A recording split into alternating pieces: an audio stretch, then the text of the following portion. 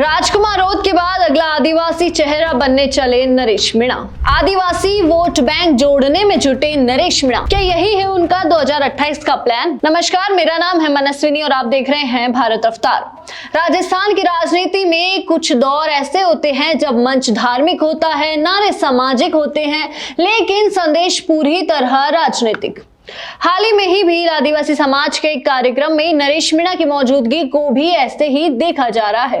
ये सिर्फ एक सामाजिक सहभागिता नहीं, बल्कि अंता विधानसभा में हार के बाद आदिवासी राजनीति में दोबारा मजबूत दखल करने की कोशिश मानी जा रही है। सवाल यह है कि क्या नरेश मीणा राजकुमार रौत के बाद आदिवासी राजनीति का अगला बड़ा चेहरा बनने की तैयारी कर रहे हैं?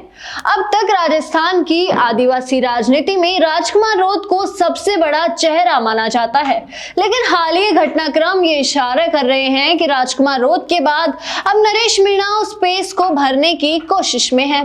राजकुमार रौत की राजनीति जहां क्षेत्र विशेष तक सीमित रही, वहीं नरेश मीणा खुद को कोटा, बूंदी, झालावाड़ जैसे गैर परंपरागत आदिवासी क्षेत्रों में भी प्रासंगिक बनाने की रणनीति पर काम कर रहे हैं।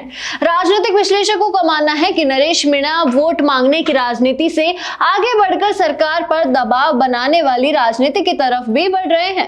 उनका फोकस ये दिखाने पर है कि वे सत्ता में ना होकर भी नीतिगत फैसलों को प्रभावित कर सकते हैं, और यही वजह है कि वे लगातार ऐसे मंच चुन रहे हैं जहां से सरकार को घेरने का नैरेटिव खड़ा किया जा सके। अब इस पूरे काव्यात को 2028 विधानसभा चुनाव की तैयारी के तौर पर भी देखा जा रहा है, जहां नरेश मीणा को यह अच्छी तरह समझ आ चुका है कि अगर उन्हें अगली बार मजबूत दावेदारी पेश करनी है तो आदिवासी समाज जैसे वोटों को एकजुट समर्थन जरूरी है।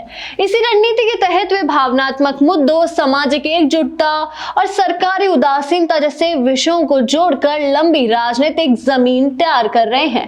राजनीतिक गलियारों में अब सबसे बड़ा सवाल यही है कि क्या राजस्थान की आदिवासी राजनीति में राजकुमार रौत के बाद अगला बड़ा चेहरा नरेश मीणा बनने की और बढ़ रहे हैं, और क्या ये रणनीति आने वाले चुनावों में सत्ता को नई चुनौती देगी? फिलहाल इतना साफ है कि नरेश मीणा अब सिर्फ एक चुनाव हारे नेता नहीं, बल्कि आदिवासी राजनीति में अपनी जगह पक्की करने की पूरी तैयारी में जुटे एक दावेदार के तौर पर सामने आ रहे हैं। मगर नरेश मीणा के इस कदम पर आपके क्या विचार हैं, हमें कमेंट सेक्शन पे जरूर बताएं, और ऐसी ही तमाम खबरें और अपडेट्स के लिए जुड़े रहिए भारत अवतार के साथ। धन्यवाद।